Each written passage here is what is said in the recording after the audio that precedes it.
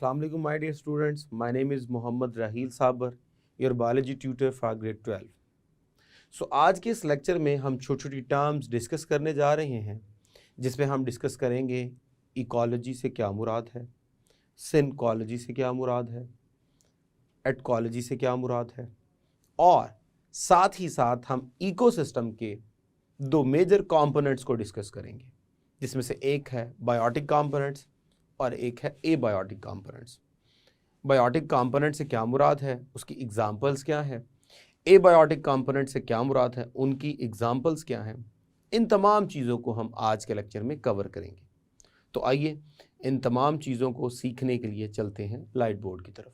Discuss करने जा रहे हैं वंस अगेन छोटे छोटे टर्म्स, जिसमें इकोलॉजी है और इकोलॉजी के डिफरेंट लेवल्स होंगे, और साथ हम डिस्कस करेंगे कंपोनेंट्स ऑफ इकोसिस्टम। अगर हम इकोलॉजी की बात करें तो हम पहले भी डिफाइन कर चुके हैं। So ecology is all about to study living organism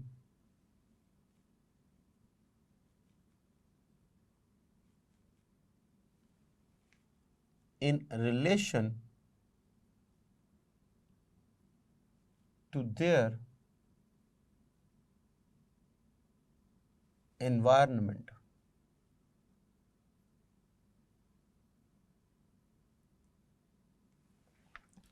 तो लिविंग ऑर्गेनिज्म का उसके एनवायरनमेंट के साथ जो रिलेशनशिप होगा, उस रिलेशनशिप को डिस्कस करना इकोलॉजी कहलाता है। सो लिविंग का और नॉन लिविंग का आपस में इंटरेक्शन जो है वो शामिल है।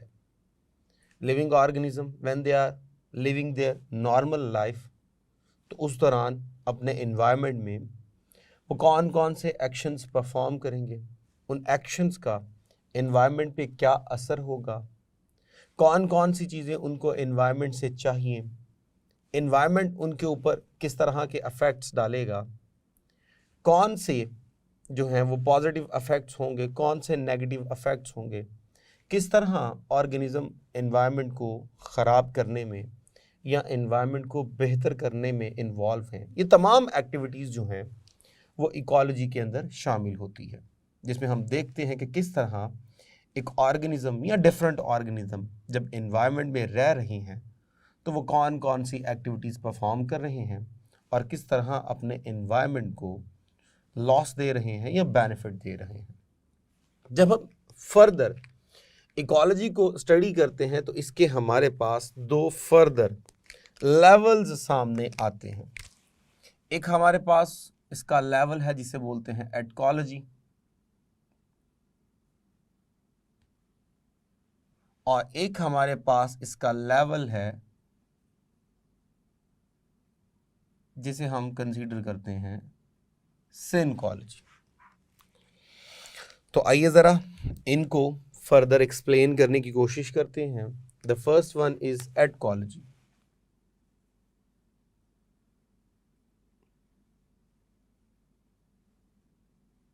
एटकोलॉजी, अब एटकोलॉजी से मुराद study of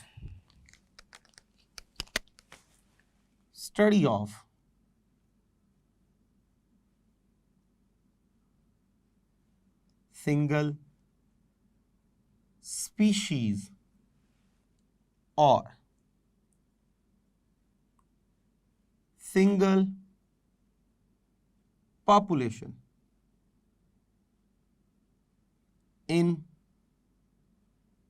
relation to their environment.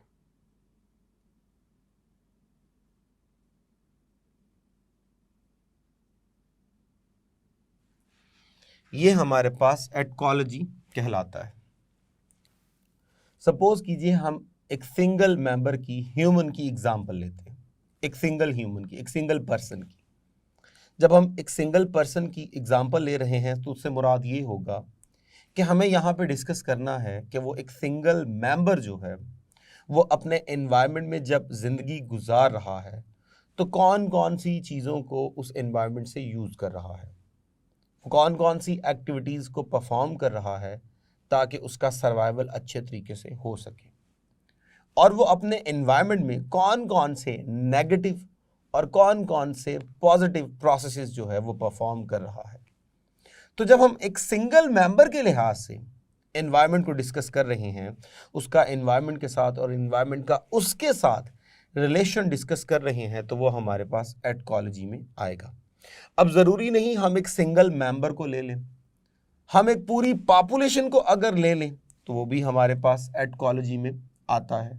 Suppose कीजिए मैं कहता हूँ जी सारे ह्यूमंस जो हैं जब वो जिंदगी गुजार रहे हैं एक स्पेसिफिक बायोस्फीयर के अंदर, तो वो कौन कौन सी एक्टिविटीज़ परफॉर्म कर रहे हैं, कौन कौन सी चीज़ें एनवायरनमेंट में से यूज़ कर रहे हैं, और कौन कौन से प्रोसेसेस जो हैं वो वहाँ पे परफॉर्म कर रहे हैं जिसका एनवायरनमेंट के ऊपर असर पड़ रहा है।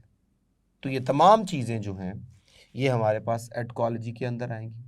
सपोज कर लीजिए मैं कहता हूँ जी मेरे पास कुछ पिजन हैं और इनकी मेरे पास सपोज कर लीजिए कोई 100 स्ट्रेंथ है।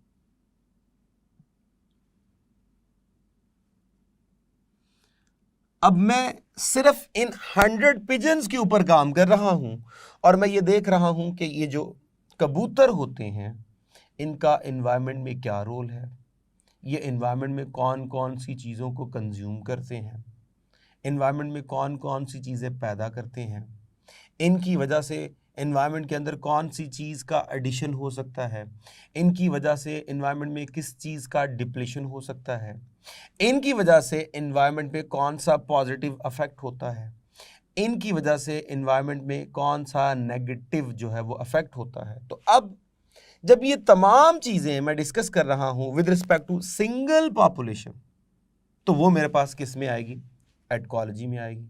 सपोज कीजिए हम कुछ और एग्जाम्पल्स ले लेते हैं। मैंने वीट प्लांट्स सपोज कर लीजिए मेरे पास कुछ जो है वो 10 तादाद में मेरे पास 10 वीट प्लांट हैं जो मैंने एक स्पेसिफिक एरिया पे लगाए हुए हैं। जब मैंने एक स्पेसिफिक एरिया पे जो है वो 10 या 50 या आपकी मर्जी जितनी मर्जी आप नंबर जो है वो कंसीडर कर लीजिए ताकि एक पॉपुलेशन हमारे पास जो है वो बन जाए। जब हम बात कर रहे हैं 10 जो है या 15 या 100 वीट प्लांट की, तो ये हमारे पास एक पॉपुलेशन है। अब हमने देखना है कि डेफिनेटली जब हम वीट प्लांट की बात कर रहे हैं तो ये एक स्पेसिफिक एरिया पे हमने इसको कल्टीवेट किया होगा। तो जब हम एक स्पेसिफिक एरिया में इसको कल्टीवेट कर रहे हैं तो अब हम इस बात को आइडेंटिफाई करने की कोशिश करेंगे कि जब ये उस स्पेसिफिक एरिया में ग्रो कर रहे हैं तो वहाँ से ये कौन कौन सी चीज़ों को कंज्यूम कर रहे हैं, कितनी कार्बन डाई यूज़ कर गए, कौन कौन से मिनरल्स यूज़ कर गए, ये कौन कौन से मिनरल्स इनको चाहिए।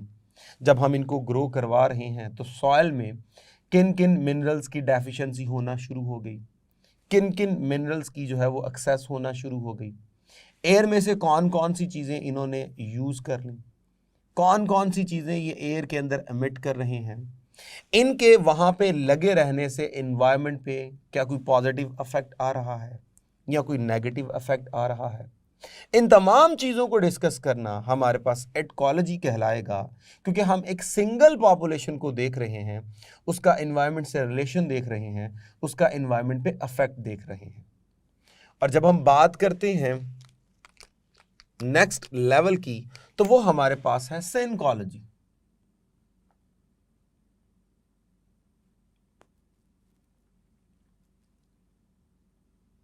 अब सिनकोलॉजी से क्या मुराद है?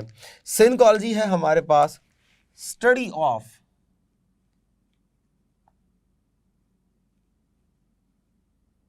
Different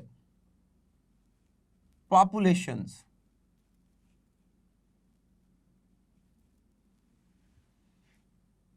in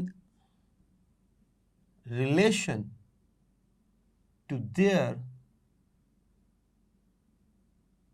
environment।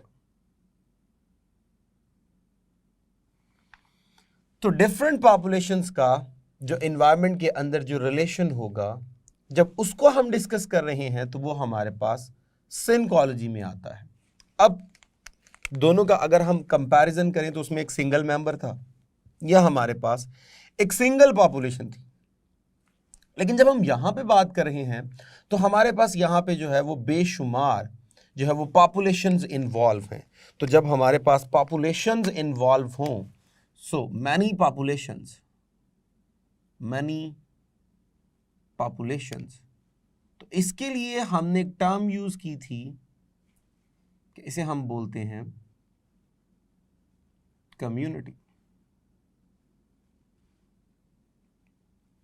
तो यहां पे बेसिकली हम कम्युनिटी की तरफ चले गए, यानी अब हम ये डिस्कस कर रहे हैं कि एक स्पेसिफिक एरिया पे बेशुमार ऑर्गेनिज्म रह रहे हैं। तो वो जो बेशुमार ऑर्गेनिजम्स हैं वो एनवायरनमेंट पे किस तरह का इफेक्ट डालते हैं। सपोज कर लीजिए हम बात कर रहे हैं एक सी की। अब हम ये देखेंगे उस स्पेसिफिक सी के अंदर कौन कौन से एनिमल्स हैं। तो डेफिनेटली वहाँ पे बेशुमार टाइप्स के जो हैं वो फिशेस वगैरह होंगे, बेशुमार टाइप्स के वहाँ पे हमारे पास प्लांट्स होंगे जिनमें अलगी वगैरह शामिल है, वहाँ बेशुमार जो है वो फंगी शामिल होंगे, बेशुमार माइक्रो ऑर्गेनिजम्स शामिल होंगे। अब हर एक जो पॉपुलेशन है वो वहाँ पे एक स्पेसिफिक रोल परफॉर्म कर रही है। उनमें से बेशुमार ऐसे होंगे जो प्रेडेशन में इन्वॉल्व होंगे, बेशुमार ऐसे होंगे जो पैरासिटिज्म में इन्वॉल्व होंगे, बेशुमार ऐसे होंगे जो डिकम्पोजिशन में इन्वॉल्व होंगे, बेशुमार ऐसे होंगे जो म्यूचुअलिज्म में इन्वॉल्व होंगे। अब इन तमाम एक्टिविटीज की वजह से बेशुमार चीजें जो हैं वो ऐसी पैदा होंगी जो एनवायरनमेंट में बड़ा कंस्ट्रक्टिव रोल परफॉर्म कर रही होंगी। मिसाल के तौर पे जब इतने वैरायटी के वहां पे ऑर्गेनिज्म हैं तो वहां पे फूड चेन बड़े अच्छे तरीके से डेवलप हो रही है, तमाम ऑर्गेनिजम्स को बड़े अच्छे तरीके से एनर्जी मिल रही है, फूड के रिसोर्सेज अवेलेबल हैं, अच्छे खासी अबंडेंस है रिसोर्सेज की, सर्वाइवल आसान है, वैरायटी ऑफ स्पीशीज जो है वो बहुत ज़्यादा है। और इन्हीं में अगर हम देखें तो बेशुमार ऐसी एक्टिविटीज़ भी होंगी जो डिस्ट्रक्टिव होंगी। मिसाल के तौर पे ऐसा भी होगा कि बेशुमार जो है वो ऐसी गैसेस पैदा हो रही हैं डिकम्पोजिशन की वजह से, जिसकी वजह से बेशुमार जो एक्वेटिक एनिमल्स हैं वो डिस्टर्ब हो रहे हैं।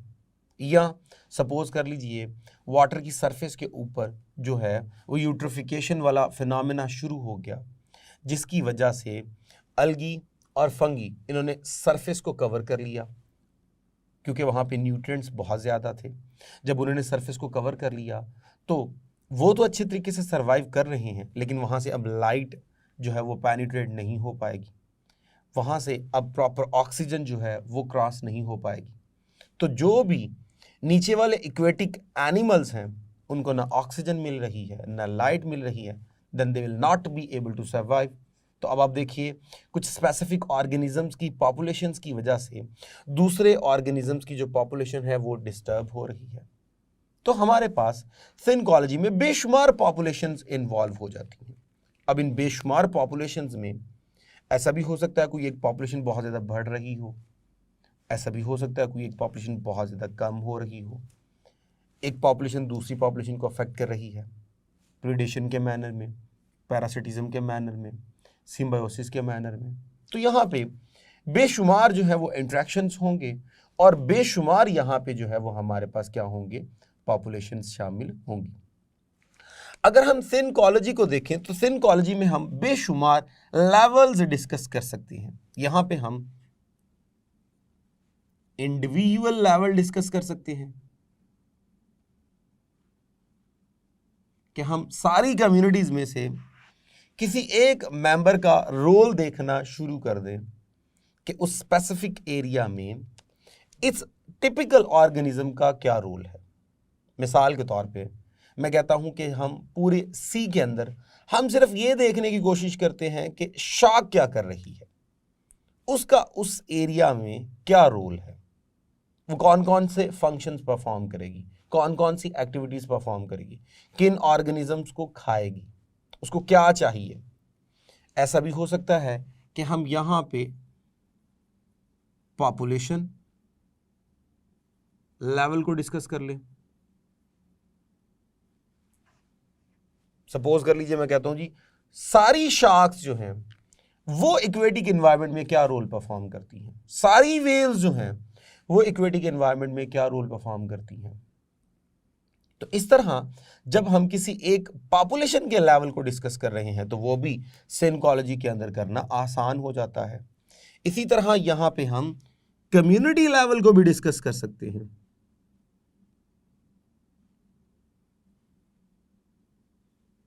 और कम्युनिटी लेवल से मुराद अब हम बेशुमार ऑर्गेनिज्म को इकट्ठा डिस्कस कर रहे हैं कि वहां पे शार्क्स क्या कर रही हैं, रहू फिश क्या कर रही है, डॉग फिश क्या कर रही है, रे फिश क्या कर रही है, स्कैट्स क्या कर रहे हैं, और बेशुमार हमारे पास वहां पे एनिमल्स होंगे तो हमने उनके इंटरेक्शंस देखने हैं, उनके दरमियान डिफरेंट एक्टिविटीज़ देखनी है, उनका इन्वायरमेंट में रोल देखना है, इक्वेटिक बॉडी के अंदर उनके फिजिकल पैरामीटर्स क्या हैं, उनके केमिकल पैरामीटर्स क्या हैं, ये तमाम चीज़ें हम वहाँ पे क्या करते हैं, डिस्कस करते हैं। तो सिनकोलॉजी के अंदर हमें जो है वो इंडिविजुअल लेवल स्टडी करना भी आसान हो जाता है, पॉपुलेशन लेवल जो है वो भी स्टडी करना आसान हो जाता है, और कम्युनिटी लेवल को भी स्टडी करना आसान हो जाता है। अगर हम चलें इकोसिस्टम की तरफ, जो नेक्स्ट टर्म है हमारी ecosystem.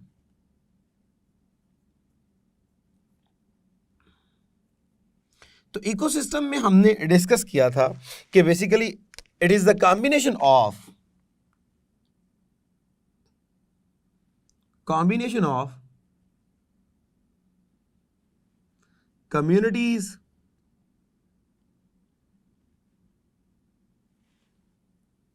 and non-living substances।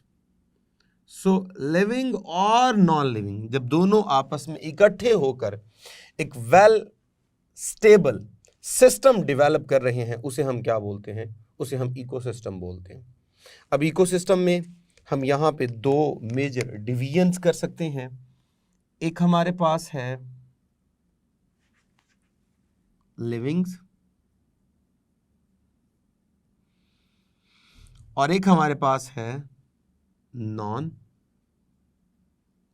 Living. तो अगर हम लिविंग्स की बात करें तो उसके लिए हम टर्म यूज करते हैं बायोटिक फैक्टर्स।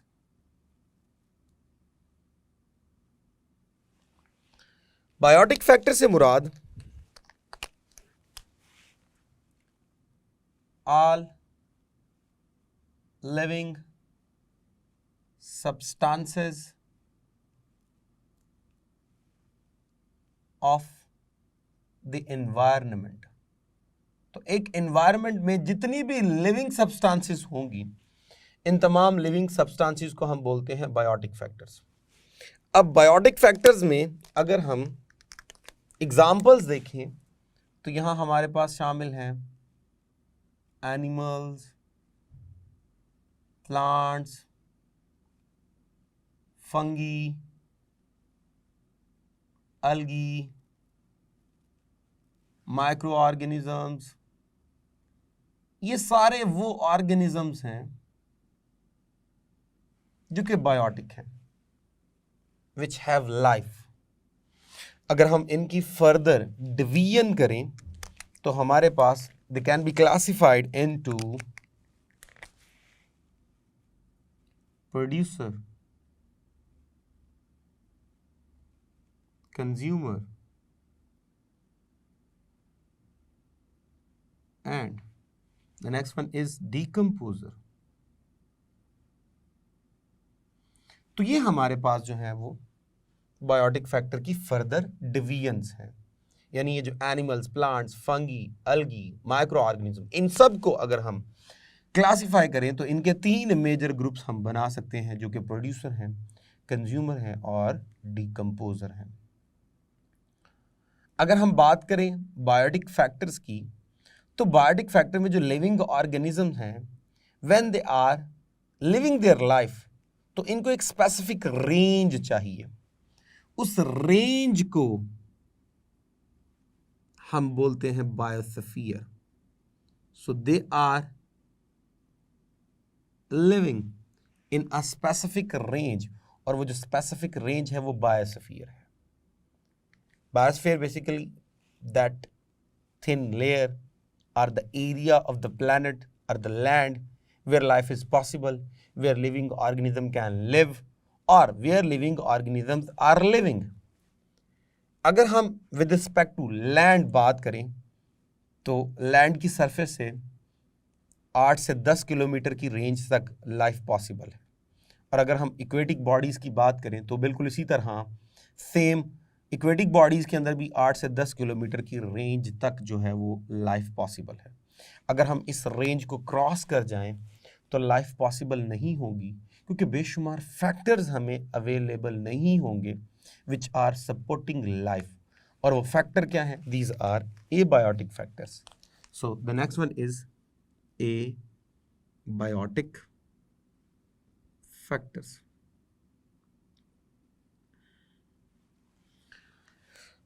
अब एबायोटिक फैक्टर्स में हमारे पास बेसिकली शामिल हैं ऑल नॉन लिविंग सब्सटेंसेस, और ये जो नॉन लिविंग सब्सटेंसेस है mostly they are supporting life.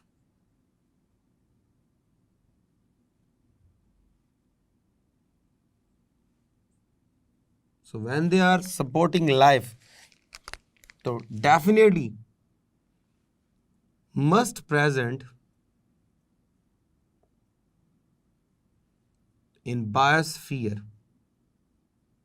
तो ये जरूर शामिल होगी कहाँ? बायोस्फीयर के अंदर। अगर हम इनकी एग्जाम्पल्स में आए तो एग्जाम्पल्स में हमारे पास यहाँ पे एयर शामिल है, यहाँ पे सॉइल शामिल है, यहाँ पे वाटर शामिल है, यहाँ पे टेम्परेचर शामिल है, यहाँ पे पीएच शामिल है, यहाँ पे लाइट शामिल है, यहाँ पे वुड और बेशुमार चीज़ें हैं जो यहाँ पे शामिल हैं विच आर सपोर्टिंग लाइफ। और ये बाय नेचर क्या है? Non living, and they must be present in biosphere. अगर हम बायोस्फीयर की फर्दर क्लासिफिकेशन करें तो biosphere can be classified into lithosphere. Litho कहते हैं अर्थ को, सॉइल को, एटमॉस्फेयर,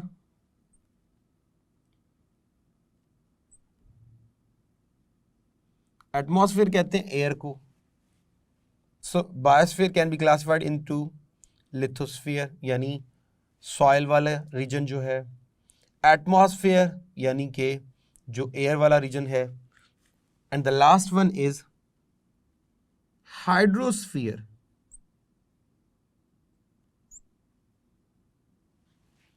तो हमारे पास जो लिथोस्फीयर है इट इंक्लूड सॉइल या लैंड या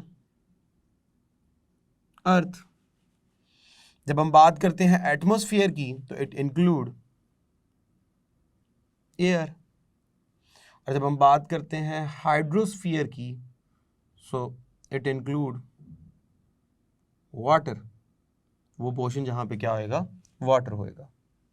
तो इस तरह हमारे पास ये बेसिकली फर्दर क्लासिफिकेशन है बायोस्फीयर की, और बायोस्फीयर में जितने भी हमारे पास नॉन लिविंग सब्सटेंसेस हैं इन सबको हम बोलते हैं abiotic factor which are supporting life, which are essential for life.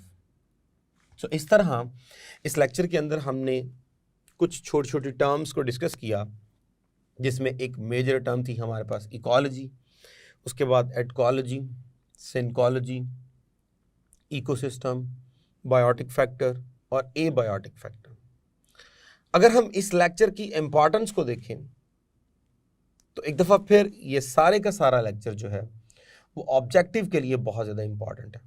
इसमें से शॉर्ट क्वेश्चंस निकल सकते हैं, एटकोलॉजी की डेफिनेशन, सिंकोलॉजी की डेफिनेशन, दोनों का कंपैरिजन, इकोलॉजी की definition, biotic factor, abiotic factor, दोनों का डिफरेंस, दोनों की डेफिनेशन, दोनों की एग्जांपल्स, बायोस्फीयर की फर्दर क्लासिफिकेशन। ये जो सारे हमारे पास कंपोनेंट्स जो आज हमने डिस्कस किए हैं इस लेक्चर में, ये सारे के सारे शॉर्ट क्वेश्चंस के लिए और MCQs के लिए बहुत ज़्यादा इम्पॉर्टेंट है, यानी आपने इनको फिर ऑब्जेक्टिव पॉइंट ऑफ व्यू से रेडी करना है। तो इस तरह लेक्चर कंप्लीट हुआ। होप सो आपको समझ आई होगी। इजाज़त दीजिए for next lecture. Thank you very much. अल्लाह हाफिज़।